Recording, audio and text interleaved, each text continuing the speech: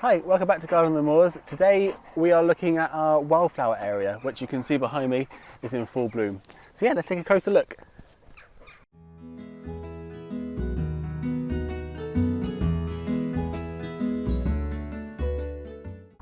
When we first moved in a couple of years ago, the area that we're in now was completely lawn. So it was all cut really short, and that's just how it was, like just a normal lawn. But the area which is just around me here was really steep. It's on like a really steep slope and was just a pain to mow. So what we decided to do instead was turn it into a more wildflower area.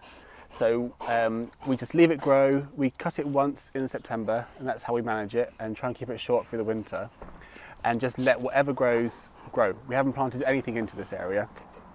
So it starts off in the end of winter, start of spring with primroses, and speedwells and common daisies, and they're absolutely brilliant for the insects coming out of hibernation, like your big bumblebees and things like that, and other bees as they're coming out, and they'll go into those primroses and around to the other different flowers there in the short grass, because it's still short after winter. After that we get our a really nice flower actually that I hadn't seen before until we moved here, which is called meadow vetchling. It's a pea, but with yellow flowers and short grass-like leaves. It has like little lancelet leaves which just look like small blades of grass. And they climb just around the corner there next to the apple tree. Absolutely beautiful, and they go on from about May, June sort of time. So they're a really nice flower to have. And then as we come more into summer, we get these lovely flowers behind me. So we've got the knapweed here, there's a little solitary bee that I could maybe, or actually possibly a honeybee there, on the knapweed, which is this purple one, and on the yarrow as well. The knapweed is really good for insects with a long proboscis, things like butterflies, moths, larger bees.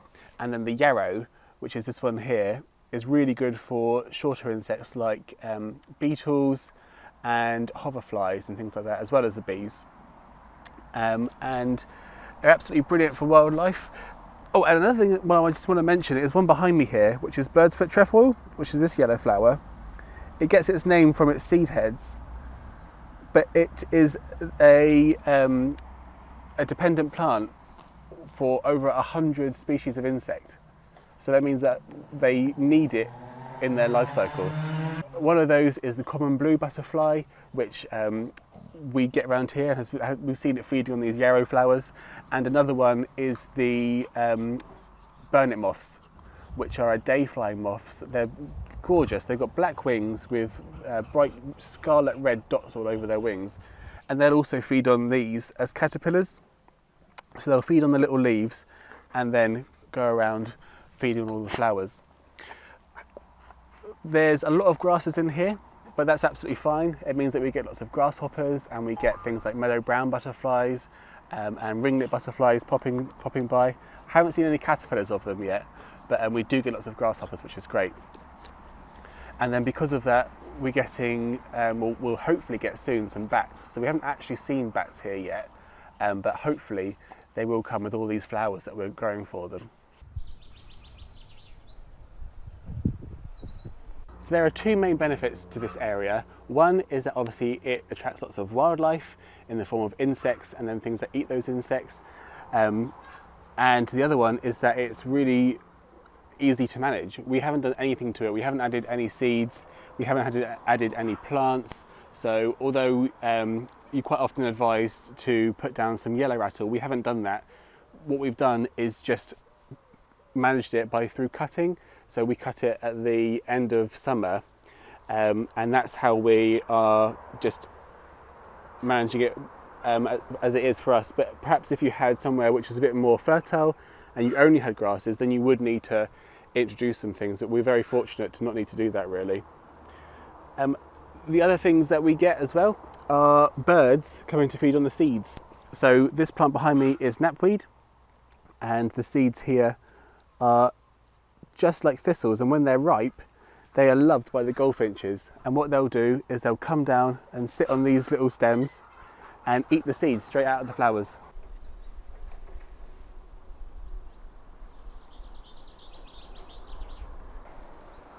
So as well as having our Wildflower Meadow area, which is that part we just showed you, we also have lots of wildflowers growing throughout the garden. So in the short turf, which we do mow throughout all year round, we have clovers, so we have white clover and red clover, both flowering, which the bees love, especially when they've got their long tongues. And the goldfinches and things will eat those seeds as well. And lots of other birds like sparrows will too. We also have common daisies growing in the short turf, and South Hill and Germander speedwell, and also some heath speedwell as well, which is really interesting. Earlier on in the year we get field woodrush growing on this patch of grass here. And then away from the grass we have some really interesting flowers like the dead nettles that we have. So we have Woundwort, which is a really lovely burgundy flower to it. We have yellow archangel, whether it's the garden variety, which is a yellow flower of a nettle in the mint family.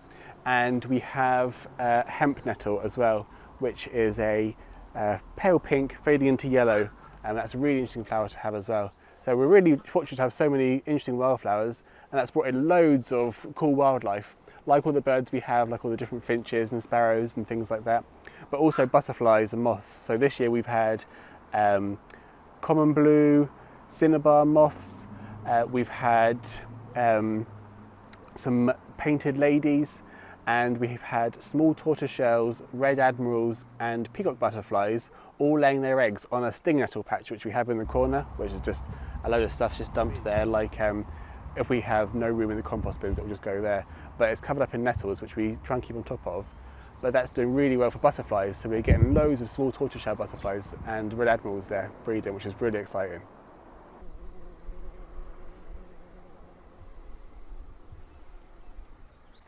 There we are, that's a quick tour of our Wildflower Meadow area in its second year in the garden, and also look at some of our other wildflowers that we have in the garden too. I hope you enjoyed the video. If you did, please give it a big thumbs up and subscribe for more, and we'll see you again next time.